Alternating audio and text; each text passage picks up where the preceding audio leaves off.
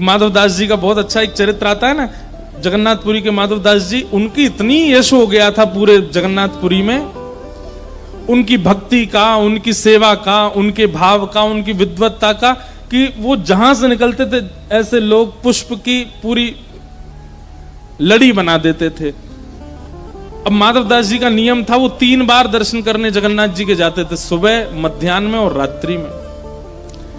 तीनों बार उनके भवन से लेकर के जगन्नाथ मंदिर तक फूल ही फूल बिछे होते थे। माधवदास जी कहते नहीं थे किसी को, पर पुरी के लोग उनका सम्मान करते थे। तो माधवदास जी को लगता था भाई ये बहुत ज्यादा सम्मान होता है मेरा, और अति सम्मान होने से कभी कभी अपच हो जाती है, सम्मान का अपच हो जाता है, क्या करें? तो बोले भैया मीठा ज्यादा खा लिया हो तो नमकीन खा करके उसको स्टेबल कर लेना चाहिए। तो माधवदास जी का इतना सम्मान हो गया कि माधवदास जी बोले अब मेरा अपमान कैसे हो, ऐसा मैं क्या करूं जिससे मेरा अपमान हो। अब वैष्णव हैं, अब चाह कर के भी वैष्णव ऐसा कुछ नहीं कर सकता कि उसका अपमान हो। लेकिन माधवदास जी ने एक युक्ति सोची। माधवदास जी भिक्षा याटन करते थे, भिक्षा मांग करके पाते थे। अब एक तो होता है कि द्वार पर खड़े होकर के आप भिक्षा मांगो, भीतर से लोग आटा दाल चावल देते हैं, लेकिन माधवदास जी की भिक्षा कैसी होती थी? 5 के 5 घरों में 56 भोग बने हैं। बोले आज माधवदास जी यहीं कहीं आएंगे, हमारे घर में पाएंगे। माधवदास जी कहते थे हमें भिक्षा दे दो। अरे भीतर पधारो, चौकी चांदी की लगी, सोने की थाली, उसमें पवाते। माधवदास जी बोले हमारी भिक्षा तो भिक्षा से ही नहीं रह गई है, अब इतना लोग सम्मान करते हैं। तो एक दिन माधवदास जी कहीं भ्रमण कर रहे थे, तभी आपने देखा एक गली में एक माताजी, बूढ़ी माताजी, और वो बड़ी कर्कश स्वभाव की, वो अड़ोसियों से भी लड़ रही है, पड़ोसियों को भी डांट रही है, किसी के घर में ईंटा फेंक रही है, कहीं पत्थर मार रही है, बच्चों के पीछे छड़ी लेके भाग रही है। माधवदास जी बोले मिल गई यजमान, आज इसी के घर भोजन करूंगा। गुस्से में तिल मिला रही थी, अपने घर में बैठ करके कुछ कर रही थी। इतने में माधवदास जी, अच्छा हमारे ब्रज में तो ऐसा नियम है कि जो भिक्षा करने वाले महापुरुष होते हैं ना, आज भी हमारे घर आते हैं। वो कैसे करेंगे पता है? जितनी देर गौ दोहन होता है, गौ दोहन में लगते हैं 6 मिनट 7 मिनट, उतनी देर वो आपके द्वार पर खड़े होकर के और मंजीरा बजा के कीर्तन करेंगे। अगर उतनी देर में आपने उनको भिक्षा दे दी, मधुकरी दे दी, तो पाएंगे, नहीं तो चले जाएंगे। हमारी माता जी ध्यान रखती हैं, जब हम लोग सब बाहर होते हैं घर पे किसी को छोड़ के जाती हैं, वो कह के जाएंगी मंजीरे की आवाज आए तुरंत बाहर जाके प्रसाद दे देना बाबा, नहीं तो भूखो रहेगो। ऐसे कई महापुरुष हैं ब्रज में।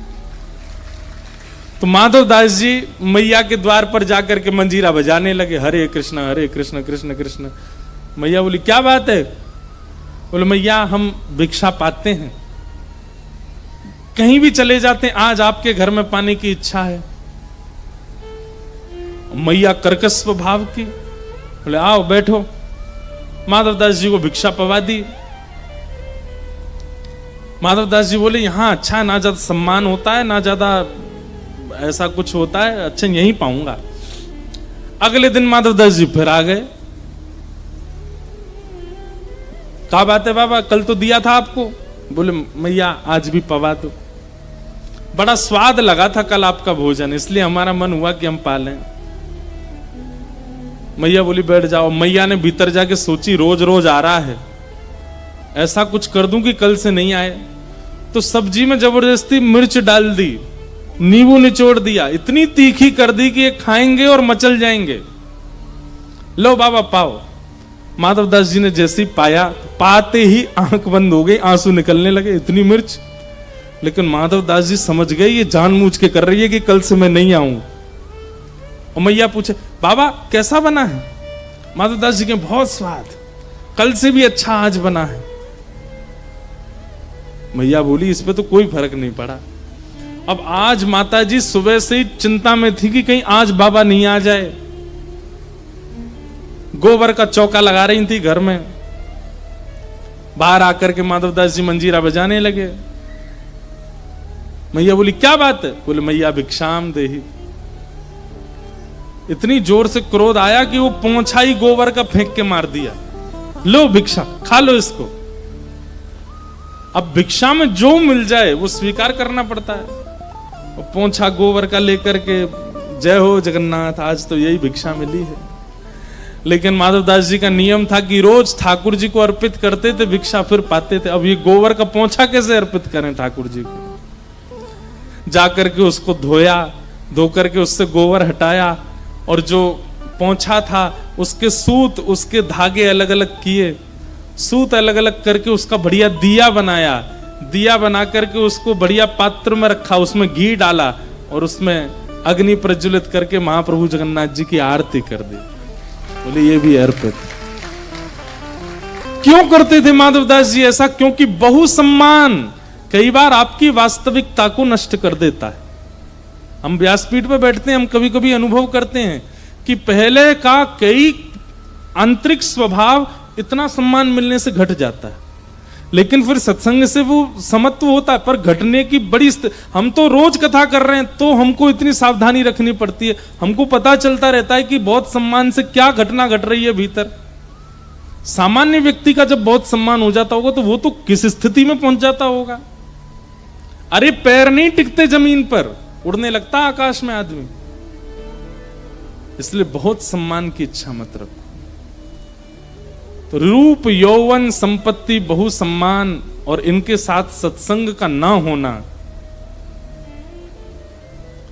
ये भगवत भक्ति में बाधा बनता है। भगवान अपने पुत्रों को समझाते हैं, यदुवंशियों को समझाते हैं, तुम्हारे पास रूप भी है, यौवन भी है, संपत्ति भी है, सब कुछ है, पर तुम लोग सत्संग नहीं करते। यदुवंशी बोले, अरे हम क्यों सत्संग करें? हम तो भगवान के ही वंशज हैं, हमको सत्संग की क्या आवश्यकता है? सत्संग तो वो करते हैं जो आपको पाना चाहते हैं, हमको तो आप मिले हुए हो। ठाकुर जी बोले, यही नाश का कारण बनेगा तुम्हारा। मेरे मिलने के बाद भी सत्संग का त्याग मत करो। ध्रुव जी को भगवान मिले, उसके बाद दर्शन देने के बाद ठाकुर जी ने कहा 36,000 वर्ष के लिए जाओ और जाकर के सत्संग करो। 36,000 वर्ष। प्रहलाद जी को ठाकुर जी मिले, उसके बाद प्रहलाद जी को आज्ञा की कि सत्संग करो। अरे कपिल भगवान तो स्वयं कर्दम ऋषि के यहां जन्मे हैं, लेकिन फिर भी कर्दम ऋषि को आज्ञा देते हैं कि जाओ सत्संग करो। इसका मतलब क्या है? ठाकुर जी का दर्शन भी वह परिवर्तन आपके चित्त में नहीं कर पाएगा जो सत्संग कर देगा। इसलिए सत्संग का त्याग कभी मत करना। अच्छा चलो सब चीज छोड़ो, हनुमान जी को तो राम जी मिले हुए हैं, लेकिन फिर भी प्रभु चरित्र सुन वे को रसिया। अरे हनुमान जी के स्तवन में कहा जाता है, यत्र यत्र रघुनाथ कीर्तनम तत्र तत्र कृतमस्तकांजलिम बाष्पवारी परिपूर्ण लोचनम मारुतिम नमत राक्षसांतकम। हनुमान जी कहाँ हैं? बोले यत्र यत्र रघुनाथ संकीर्तनम। जहां जहां ठाकुर जी रघुनाथ जी की कथा कीर्तन चल रही होगी, हनुमान जी वहीं बैठे होंगे। जबकि राम जी तो उनके लिए हमेशा द्वार खोल के बैठे, जब चाहे हनुमान जी जा सकते हैं, लेकिन फिर भी हनुमान जी कथा चुनते हैं, दर्शन नहीं। सत्संग बहुत आवश्यक है। भगवान के यदुवंशियों ने नहीं मानी और इसी का कारण हुआ, संतों का अपमान किया और समस्त यदुवंशियों को एक लौह पिंड के द्वारा यदुवंश का विध्वंस होगा ऐसा श्राप लगा। लौह पिंड को घिस करके समुद्र में डाल दिया, एरका नाम की विषैली घास बन गया। यदुवंशी युद्ध करते करते उस घास के संस्पर्श में आए और आपस में लड़ते झगड़ते हुए नष्ट हो गए। दाऊ दादा ने जब ये दृश्य देखा तो ठाकुर जी से कहा, लाला अब मैं तो लीला पूरी करके जा रहा हूं, मैं नहीं देख पा रहा हूं। ठाकुर जी बोले, आप चलो, मैं भी आ रहा हूं। और श्री बलराम जी महाराज शेषनाग का रूप धारण करके क्षीर सागर में प्रविष्ट हो गए। बोलो बलराम जी महाराज की। भगवान ने कहा, अब जाते जाते मुझे ज्ञान उपदेश करना है। तभी भगवान प्रभाषित क्षेत्र में गए। वहां पर उद्धव को ठाकुर जी ने भागवत धर्म का उपदेश किया। इतना अद्भुत है भागवत धर्म। ठाकुर जी ने उद्धव जी महाराज के अनेक प्रश्नों के उत्तर देते हुए भागवत धर्म सुनाया। तत्पश्चात भगवान ने उद्धव को आज्ञा दी, उद्धव अब तुम बद्रीनाथ जाओ और वहीं निवास करो। साथ में मैत्री मुनि विराजमान थे, उनको भगवान ने आज्ञा की कि आप हरिद्वार जाइए और वहां मेरे परम प्रिय विदुर जी आएंगे, उनको आप ये कथा सुनाना। इस प्रकार भागवत धर्म को ठाकुर जी ने हम सब तक पहुंचाया। उद्धव जी के द्वारा, विदुर जी के द्वारा, वेद व्यास जी के द्वारा ठाकुर जी ने सब तक ये भागवत के मूल रचयिता स्वयं ठाकुर जी हैं, उनके द्वारा ही ये जन जन तक पहुंचा है। भगवान ने अंतिम भागवत धर्म का उपदेश किया। तत्पश्चात एक भेलिया ने बाण मार दिया, चरणों में आकर के लगा। भगवान ने कहा कि सब मेरी इच्छा से हो रहा है, तुम चिंता मत करो। वैकुंठ से एक विमान आया था ठाकुर जी को लेने के लिए। भगवान ने उसमें उस भेलिया को भेज दिया जिसने बाण मारा, बोले तुम जाओ। और ठाकुर जी एकांत में चले गए। उद्धव ने बार बार ठाकुर जी से कहा था कि नाथ, कभी आपकी याद आएगी तो हम कहां जाएंगे। तब भगवान ने एक ज्योति का रूप धारण किया और 7 बार आकाश में भ्रमण किया। और तिरोधाय प्रविष्टोयम श्रीमद् भागवतार्णवम, 7 बार आकाश में भ्रमण करके उद्धव को दर्शन दे करके ठाकुर जी श्रीमद् भागवत धर्म के उपदेश में आकर के विराजमान हो गए। और भगवान ने मानो संकेत किया है, कलिकाल में अगर मेरा साक्षात्कार करना है तो भागवत जी का श्रवण करो, भागवत ही मेरा स्वरूप है। यहां पर कहे गए प्रत्येक अक्षर श्री कृष्ण के रोए हैं, श्री कृष्ण की भुजा हैं, श्री कृष्ण के नेत्र हैं, नासिका हैं, कान हैं, अधर हैं, गर्भ है, चरण हैं। आप अब तक जो जो श्रवण कर रहे थे वो कोई शब्द नहीं है, वो कोई कथा नहीं है, वो कोई लीला नहीं है, साक्षात श्री कृष्ण है। उन्हीं शब्दों को अपने चित्त में अवस्थित व्यवस्थित कर लीजिए, उसी से ही श्री कृष्ण प्रकट चित्त में हो जाएंगे और दर्शन देंगे। बोलो भागवत महापुराण की।